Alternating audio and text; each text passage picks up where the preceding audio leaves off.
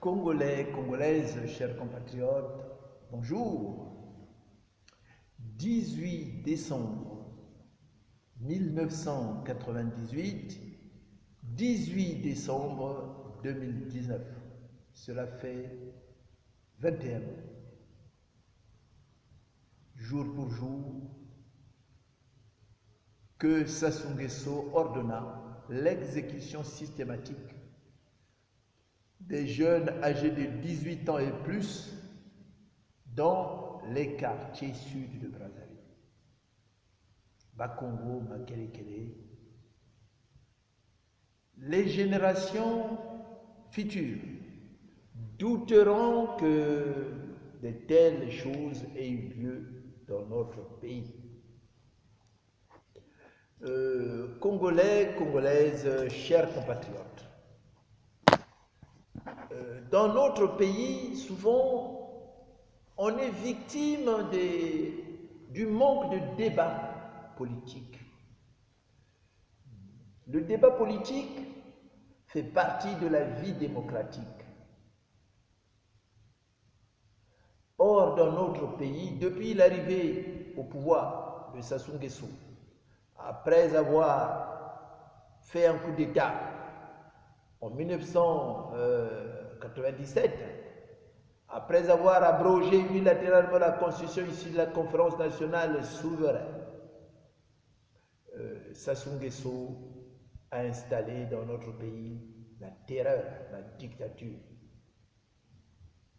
Sassou Nguesso n'arrivait pas à s'imposer parce que sur le plan international, il était coincé. Et ce monsieur, aidé par l'étranger, avait mis en place un plan. Un plan qui consistait à transformer le Congo en zone de conflit armé pour justifier ses crimes. Il lui fallait un bouc émissaire. Et le bouc émissaire était tout trouvé. C'était les populations du Sud qui l'empêchaient d'asseoir le pouvoir. Mais ce monsieur avait oublié de dire que la constitution qu'il venait d'abroger disait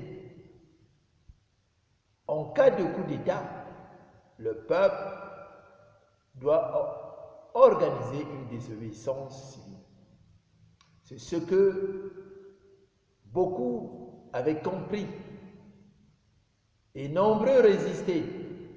Ceux qui avaient fui en exil, M. Lissouba, M. Bernard, ils avaient formé un gouvernement en exil.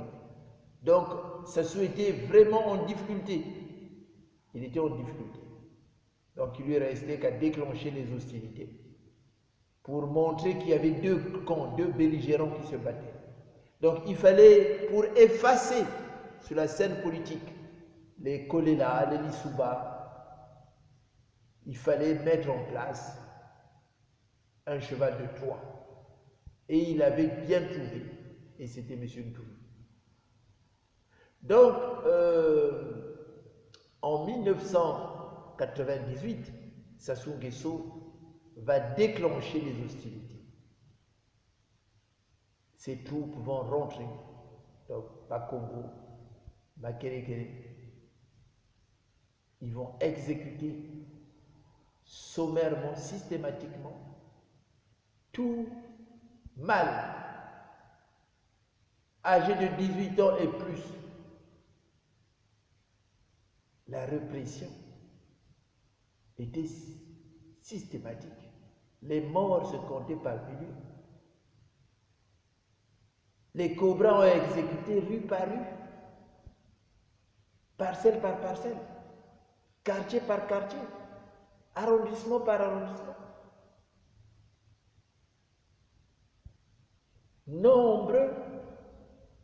Nombreux ont pu sauver leur vie en se réfugiant dans les forêts du pays. Donc cette journée, pour nous, c'est une journée de deuil. C'est une journée où nous disons plus jamais ça. C'est une journée où nous pensons à nos parents.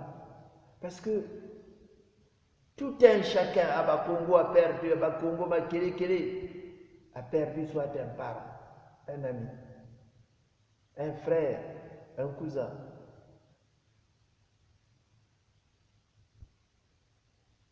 Congolais, Congolais, chers compatriotes, le débat politique fait partie de la vie démocratique.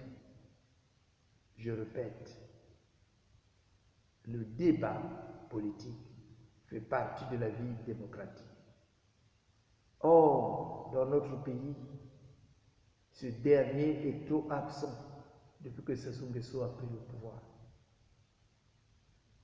Mais moi, je viens vous proposer un sujet à débattre en public et devant beaucoup de Congolais et d'étrangers. Nous devons commencer à organiser des débats publics. Notre force se trouve dans les débats. C'est en débattant. Parce que si nous ne débattons pas, qu'est-ce qui va nous rester? C'est des invectives, le tribalisme, la haine ethnique, les Moshi, les Bakongo, les Babélé, les Vili, les ainsi de suite. Or là n'est pas le sujet. Le massacre du 18 décembre 1998 dans les quartiers sud de Brazzaville doivent nous faire réfléchir. Nous devons débattre, discuter. Donnons la parole aux victimes de libérer leur conscience, même au bourreau. Pour ceux qui sont dans la diaspora, oui, nous devons organiser des débats publics où chacun prendra la parole. Mais après avoir écouté les victimes, laissons la parole sans possibilité d'interrompre les victimes. Laissons les victimes nous présenter leur vision des choses, ce qu'ils ont vécu. Laissons les victimes nous exprimer sur ce qu'ils ont vécu. Ça, c'est possible. Parce que s'il n'y a pas de débat, des gens comme des Sassou auront encore une chance. Mais s'il y a des débats politiques, s'il y a des débats publics, par exemple sur ce qui s'est passé le 18 décembre à Bakongo et à Makelekele, tout le Congo va condamner Sassou Nguesso.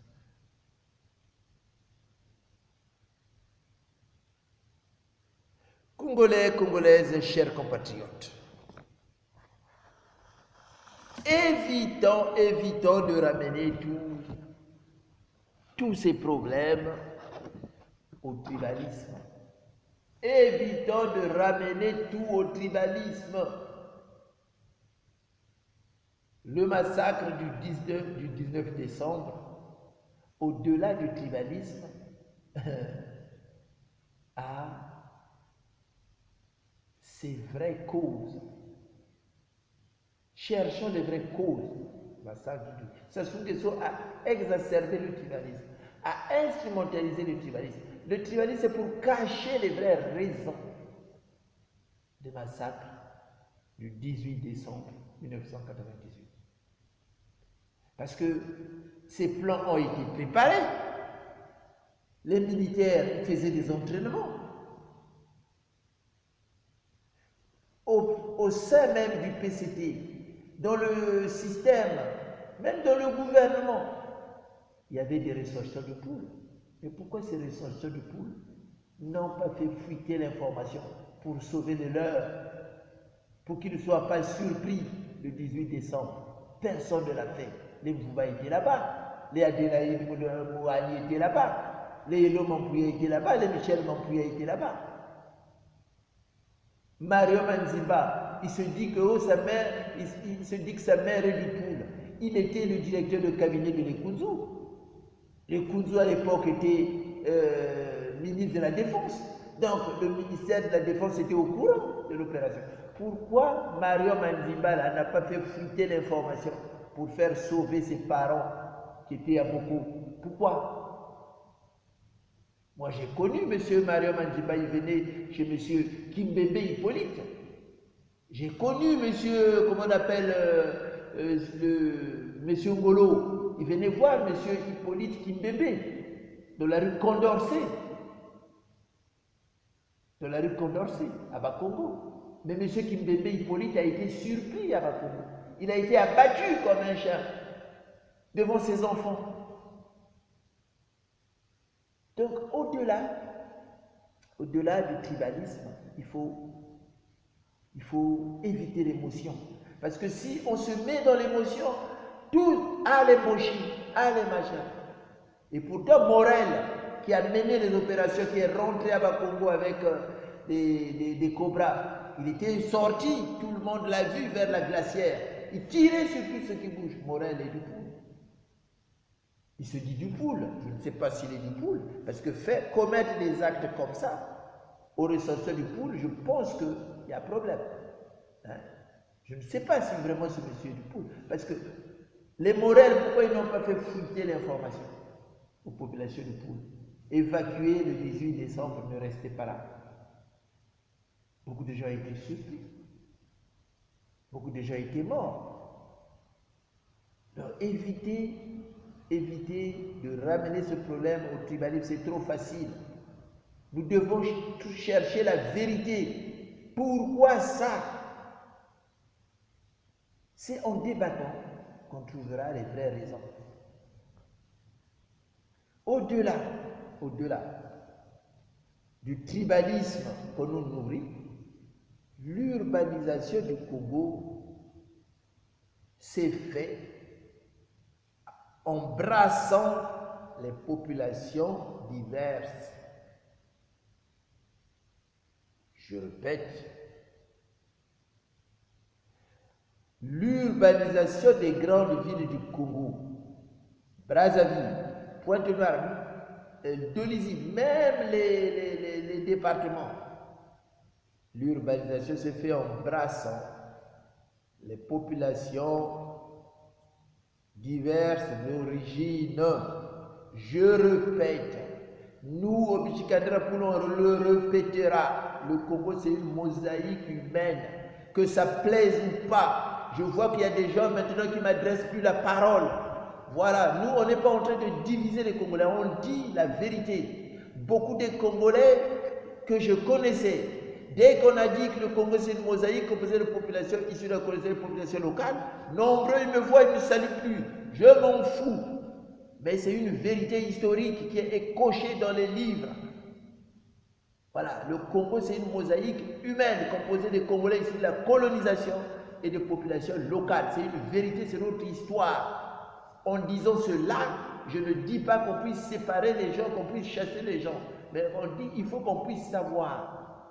Mon peuple meurt faute par ignorance. Mon peuple meurt par ignorance. Les ethnies, les Mboshi, les Vili, les Lari, les Bakongo, les Badondo, les Babébé, la classification ethnique du Congo s'est faite en 56. C'est coché noir sur blanc dans les archives du Congo. Le dire, ce n'est pas séparer les Congolais. C'est une vérité historique. Avant, on parlait des Sénégalais. Poto, quartier sénégalais. Vous voyez les noms qui sont là-bas. À Bakongo, il y a des quartiers Dahomey. Voilà. Vous allez à Donisie, il y avait des quartiers Dahomey, quartiers sénégalais, quartier Babébé, c'était quartier Bakongo. C'est comme ça. Le dire, ce n'est pas séparer les Congolais. Le dire, c'est... Vous allez à Pointe, toutes les ethnies du Congo, c'est des brassages des populations diverses d'origine. Vous commencez par les Vili, vous allez trouver des Guinéens là-dedans. Vous allez trouver des Dahoméens là-dedans. Vous allez trouver des Sénégalais là-dedans. Les bébés, idem. Vous allez trouver je me rappelle pendant l'élection présidentielle. Madame Nari était en face de Babylas. La vidéo est là, allez regarder la vidéo. Babylas a présenté Madame Nari en disant qu'elle est née à Porto Novo. Elle n'a même pas branché, elle n'a même pas bougé. Voilà, et il y a des gens, quand on a balancé cette vidéo-là dans les réseaux sociaux, il y a des gens qui disaient « Oh non, non, Babylas s'est trompé, elle allait dire Pointe-Noire. » Pourquoi Madame Nari n'a pas contredit Babylas? Parce qu'il lui a dit que vous êtes né à Porto Novo. Et voilà, c'est ça le Congo. Le Congo, c'est ça. Le Congo, c'est une mosaïque composée des populations issues de la colonisation et des populations locales. Les ethnies, là, c'est une classification ethnique française. Ça s'est fait en 1956. Voilà pourquoi vous voyez, quand vous allez au Poul, vous allez retrouver dans les Lari, il y a des Sénégalais, il y a des Dahoméens, il y a des Tchadiens, il y a tout, il y a un mélange. Dans les Mboshi, c'est pareil. Quand vous allez dans le Mboshi, il y a des gens qui viennent d'Afrique de l'Ouest. Il y a des gens qui viennent de la RDC, il y a des Oubonkiens, il y a des gens, il y a des Batékés aussi, il y a des Bakongo aussi. Vous pouvez retrouver. Et c'est ça le Congo. Le Congo, c'est une mosaïque humaine. Dire cela, ça ne veut pas dire séparer le Congo des Congolais. C'est une vérité historique. Les villes qu'on voit, les départements qu'on voit, c'est la colonisation. Le Congo, c'est une construction coloniale. Le Congo d'aujourd'hui. Nos ancêtres à nous, moi je suis Bakongo, mes ancêtres à moi, ont laissé le royaume Congo. Ils vivaient dans le royaume Congo. À l'époque du royaume, le royaume Congo, c'est pas en Angola. Le royaume Congo, c'est pas seulement en Angola, ça s'étendait jusque dans ces terres-là. Luango, c'était dans le royaume Congo. Soyo, Kabinda, dans le royaume Sundi, dans le royaume Congo. Vous traversez, c'est partout, c'était comme ça. Donc, attention, le Congo, c'est une mosaïque humaine, composée des populations issues de la colonisation et des populations locales. Le dire, c'est pas séparer les Congolais. Je vois beaucoup de gens, voilà, c'est des tribalistes, ils veulent diviser les Congolais. Mais c'est notre histoire. On ne veut pas diviser les Congolais. C'est notre histoire. Il faut dire la vérité. Mais une nation se construit dans la vérité, pas dans le mensonge.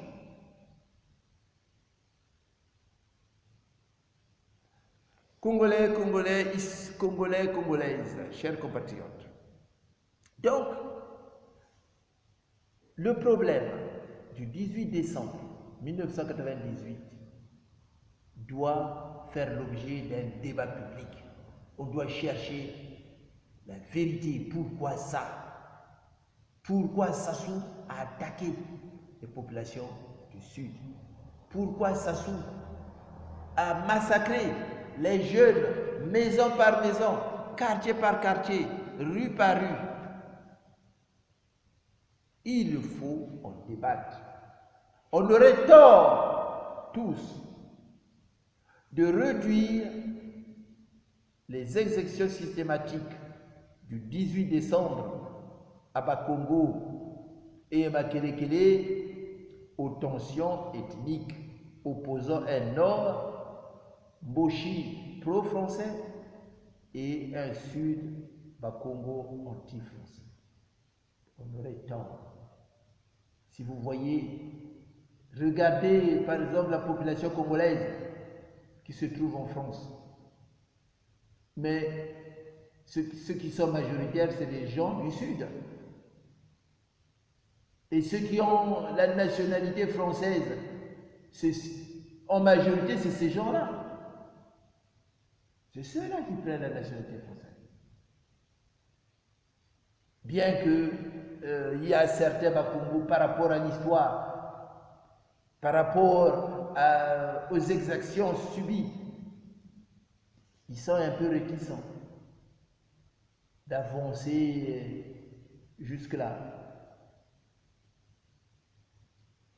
Congolais, Congolaises, chers compatriotes. Donc je disais, les grandes villes du Congo, l'urbanisation des grandes villes s'est fait en brassant les populations de diverses origines. Vous avez des Sénégalais, vous avez des Dahoméens, vous avez tous ces gens-là dans votre pays. Vous n'avez que regarder les rues. Et vous avez les rues Aoussa, vous avez les rues Mongo, les Mongos de la RDC. Ce qu'on appelait les maris de la forêt, c'est des Mongos, majorité. C'est ça notre histoire. C'est ça notre histoire. On a eu des orchestres qu'on appelait Sinza Kotoko de Yagabi. Les Kotoko, voilà, les Kotoko du Tchad et du Cameroun sont en majorité sont chez nous. Il y a même une équipe de football qu'on appelait Kotoko de Foix. Alors, les Kotoko, c'est au Tchad là-bas. C'est notre histoire. En disant cela, on ne sépare pas.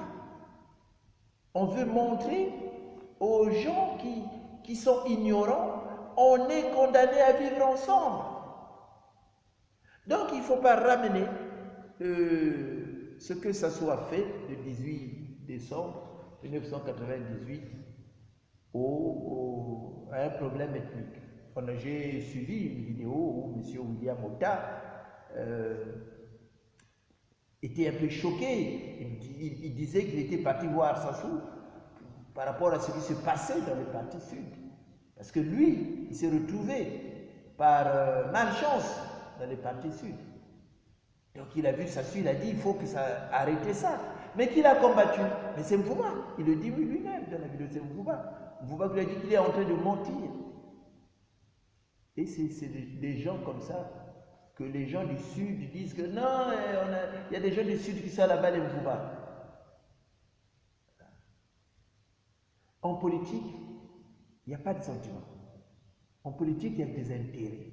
Les intérêts de Mvouba sont défendus par le PCD. Mvouba ne fait pas partie de vos intérêts. Pour vous, vous ne comptez pas pour lui. Mvouba, vous ne comptez pour vous, pour Mvouba, vous ne comptez pas pour lui. Ses intérêts sont auprès de Sassou. C'est Sassou qui a fait de lui ce qu'il est. Donc Mvouba n'a rien à cirer de vos problèmes. Adelaïde Mouari n'a rien à cirer de vos problèmes de poule. La preuve, ils sont tous là-bas. Il faut que vous arriviez à comprendre. Voilà pourquoi nous demandons, il faut engager des débats publics. Des débats publics sur ce problème. Sur ce problème. On peut louer une salle, faire appel aux témoins oculaires, ceux qui ont victime, par exemple, ceux qui ont vécu ça, de nous relater le récit. Et après, on interpellera la personne qui va faire le récit, en lui demandant ce qu'il pense de l'avenir du pays.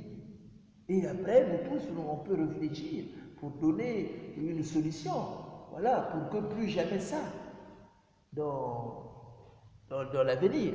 Donc le 18 mars, le 18 décembre, pourquoi je dis mars? Le 18 décembre 1998, 18 décembre 2019, ça fait 21 ans que nous pleurons nos parents, que nous sommes inconsolables. Sassou Nguesso n'a jamais été puni, il n'a jamais été traduit en justice. C'est ça qui fait mal. Ça fait mal. Donc, c'est à nous. Il convient à tout un chacun de s'affranchir des représentations, je dirais, stéréotypées sur le problème ethnique. On voit le tribalisme partout. Ça, c'est pas bon. Là, il n'y a pas le tribalisme là. Sassou Nguesso était coincé, il a fait un coup d'État. Le coup d'État, il a été aidé par la France et par l'Angola. Il n'arrivait pas à asseoir son pouvoir. Donc, sur le plan international, Sassou, Lissouba et les Kolela, les Mbungangila qui étaient à l'étranger, ils avaient mis en place un gouvernement en exil. Donc, partout où on parlait du problème du Congo, eux, ils pointaient. Et Sassou n'avait plus la possibilité de légitimer son pouvoir. Donc il fallait créer une guerre, remplacer Lissouba par quelqu'un d'autre, remplacer Kolela par quelqu'un d'autre. Il avait trouvé un cheval de Troie en la personne de Pasteur Toumi. Et c'est ce qui s'est passé. Kolela s'est fait piéger par RFI. On les a repoussés jusque dans la partie nord. Ils ne maîtrisaient rien, ils n'étaient pas sur le terrain, mais quand même, voilà, et ça avait légitimé sur le plan international qu'il y avait une rébellion contre un régime, même si ce régime était illégitime. C'est ça. Sassou Nguesso a toujours fait ça. Lorsqu'il y a eu les élections en 2016, qu'il était en difficulté, il a récidivé, il a reproduit le même schéma. Il a dit à Ndumi d'attaquer, quand Ndumi a attaqué sur le plan international, les Vuvuzela de la France-Afrique, RFI et machin, ils ont dit oui, la rébellion, les Ndumi, la rébellion de 98, le pasteur Ndumi a attaqué, tout. Et voilà, c'était pour légitimer, pour dire qu'il y avait maintenant une rébellion, pour effacer le problème d'élection. C'est ça. Mais il ne faut pas voir le tribalisme partout. Parce que quand on voit le tribalisme partout, on fausse. Évitons l'émotion. L'émotion est nègre, certes, mais évitons l'émotion. Parce que quand on rentre dans l'émotion, on ne réfléchit plus. Tout est tétanisé. Tout est tétanisé. Même M. Bernard Collé est rentré dans l'émotion. Parce que comment un paix à son âme, un responsable politique, tu n'es pas sur le terrain, tu n'as pas d'informations, tu n'as même pas des gens sur le terrain. Quand M. Kolela va en exil, ben, les ninjas ont été dispersés. Les ninjas qui les entretenaient, ils plantaient du chanvre. Voilà, il y a des vidéos, il y a des gens qui témoignent. C'est Camar qui les entretenait. Tu ne maîtrises rien, tu fais une déglace. Il y a beaucoup de choses. C'est en débattant qu'on peut trouver des solutions. Mais si on tue les débats politiques, on est foutu. Si on organise des débats sur les massacres du 18 décembre, tout le Congo va condamner Sassou Nguesso. Si on organise des débats publics sur l'assassinat de Marien Wabi, tous les nordistes vont condamner Sassou Nguesso. Si on organise des débats publics sur l'assassinat du cardinal Emile Beïda, l'assassinat du président Massamba Deba, tout le Congo va condamner ça. D'abord, d'ailleurs, la conférence nationale ne s'est pas trompée, c'est lui qui a condamné. Si on organise des débats sur la crise, sur la faillite du pays, tout le Congo va condamner Sassou Nguesso. Si on organise des débats publics sur la corruption, tout le Congo va condamner Sassou Nguesso. Mais s'il n'y a pas de débat, qu'est-ce qui nous restera? Allez, Moji, c'est les tribalistes. Allez, Bakongo, c'est les tribalistes. Mais ça, vous faites le lit de Sassou. Vous faites le lit de Sassou. Ce régime est aux abois. Si on organise des débats publics, même des débats politiques, les partis politiques doivent fonctionner. Les militants doivent se retrouver, discuter. Voilà. Trois choses reconduisent systématiquement Sassou au pouvoir.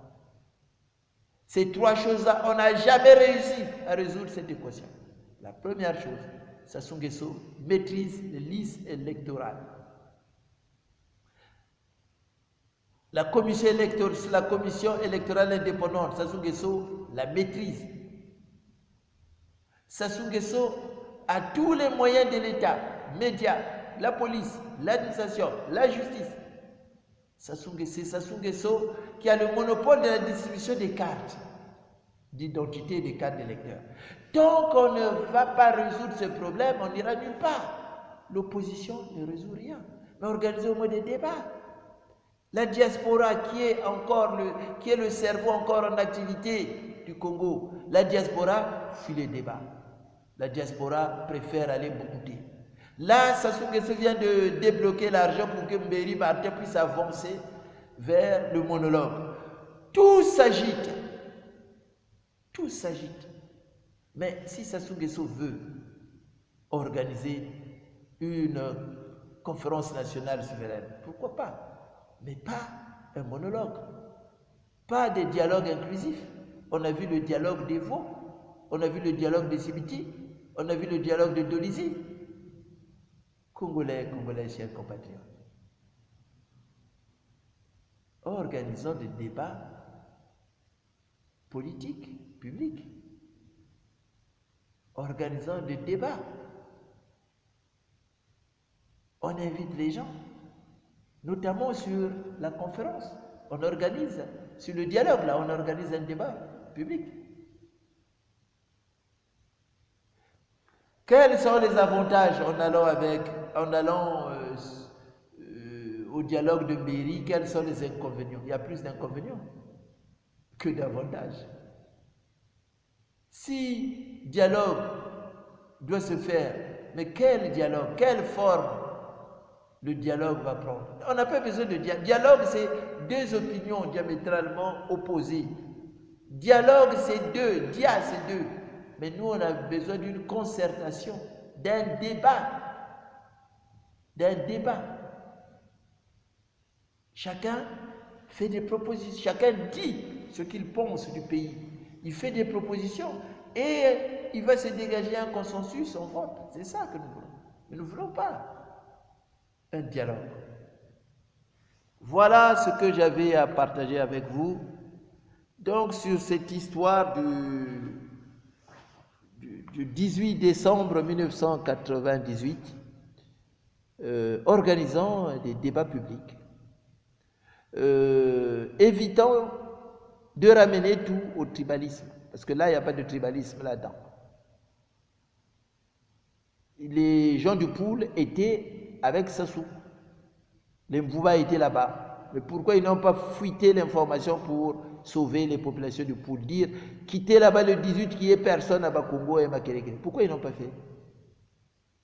Pourquoi ils n'ont pas fait? Donc, ce n'est pas un problème ethnique, c'était un problème politique.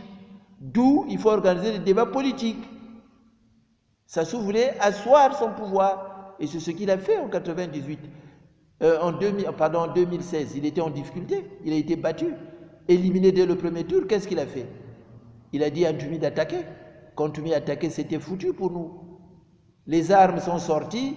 Il n'y avait plus... la légitimité était maintenant la légitimité des armes. Hein?